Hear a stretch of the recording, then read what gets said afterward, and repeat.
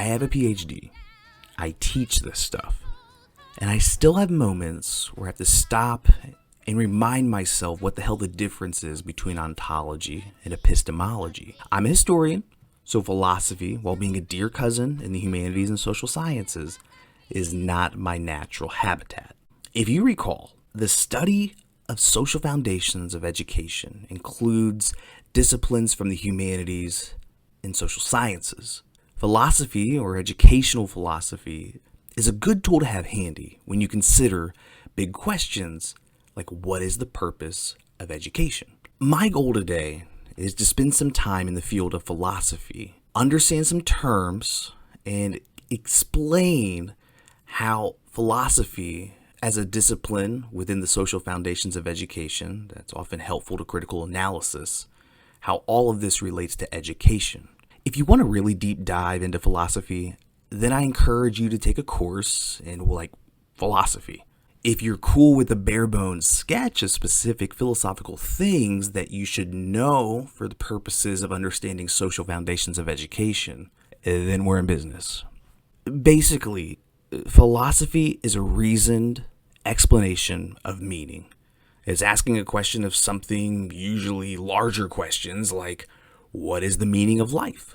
Philosophy, at least to the Greeks, who still largely influence and have influenced Western philosophy, the word philosophy to the Greeks is the literal love of wisdom. The philosophical question that perhaps influenced Western thinking the most, at least in terms of how we view government, is the question of what is human nature? And in order to answer that question, you have to consider some of the things philosophers considered. First, you have to determine what it means to be human. We can't determine the nature of humanity without first considering the meaning of humanity. That leads us to the term ontology, which literally means what it means to be.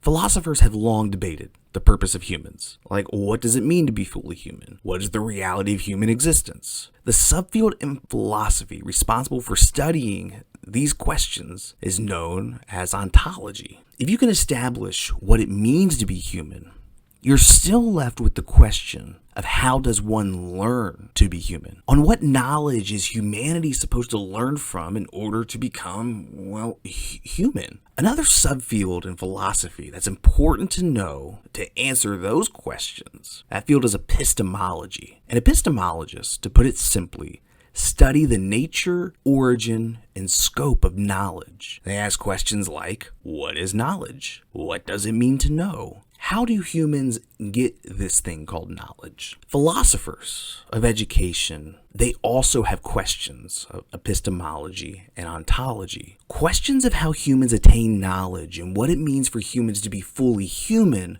are pretty consequential for American public education. If educators decide the nature of humanity is to always be at war, then the question of what counts as knowledge and what we view as curriculum changes wildly. But philosophers aren't solely concerned with those questions of humanity and knowledge. They also consider topics like ethics and morality. So morality is often concerned with questions of right and wrong. Morals, they're usually like guiding principles. So for example, you decide that stealing from your parent is morally wrong. Ethics, on the other hand, is usually a list or body of rules and guidelines followed by an organization. Ethics has nothing really to do with cosmic righteousness or one's sense of right and wrong. And it's important to remember that what's ethical may not always be moral to you and vice versa. Like, a court-appointed attorney may morally want to tell the judge that their client, who stands accused of murder, is guilty, but that attorney has an ethical obligation to provide their client with a legal defense. When you apply questions of ethics and morality to education, you can see why it often leads to a debate. Questions like, should education be ethical? Who decides what's ethical and what isn't? Should education be moral? Whose set of beliefs are taught then? And if education is moral, whose set of beliefs are taught. And taken together with questions of ontology and epistemology, you see the framework through which philosophers of education approach their work. And it also explains why there are different philosophical approaches to education. In American public education, you often see debates over what knowledge should be taught and whether that knowledge should have a moral character. Some educational philosophies, we'll call them traditional educational philosophies. These philosophies see education as a distinct body of knowledge that should be taught to all people for purposes of moral behavior or common socialization. Take, for example, the educational philosophies of perennialism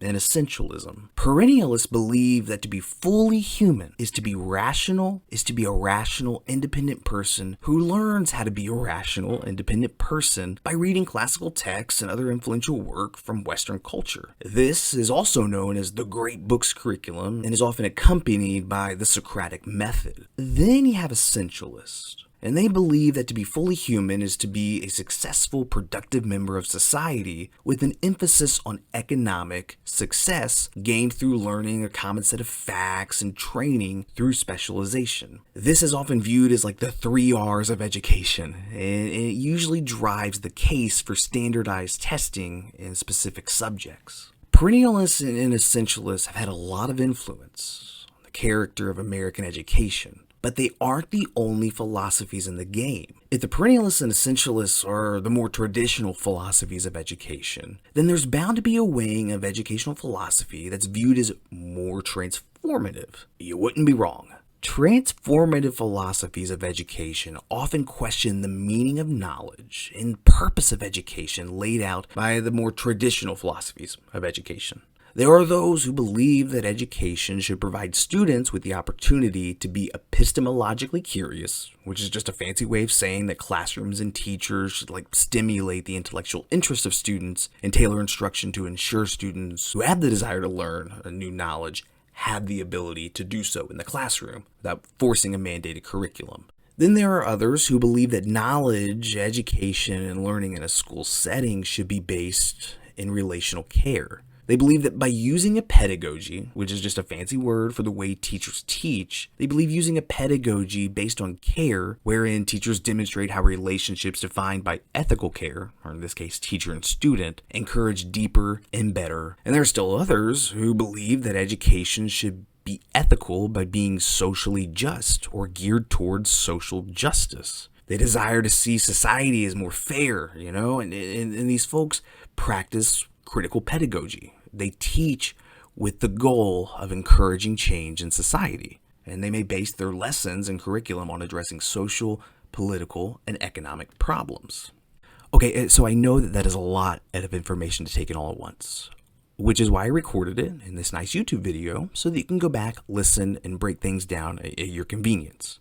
Just remember, you don't need to be an expert in philosophy to understand how philosophers of education do their work. Many of the questions asked in educational philosophy are directly related to the issues of teaching and curriculum and policy surrounding American education. It's good practice to ask yourself the same ontological, epistemological, ethical, and moral questions about education. You also shouldn't forget that one's educational philosophy usually influences their pedagogy. How one teaches and the aim of their teaching is just as important as what they're teaching.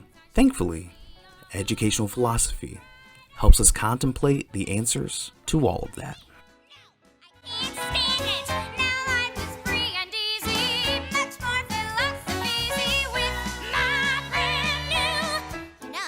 Someone has said that we should live each day as if it were the last day of our life. This is the last day. This is it. I only have 24 hours left. Help me, help me. This is the last day. Clearly, some philosophies aren't for all people. And that's my new philosophy.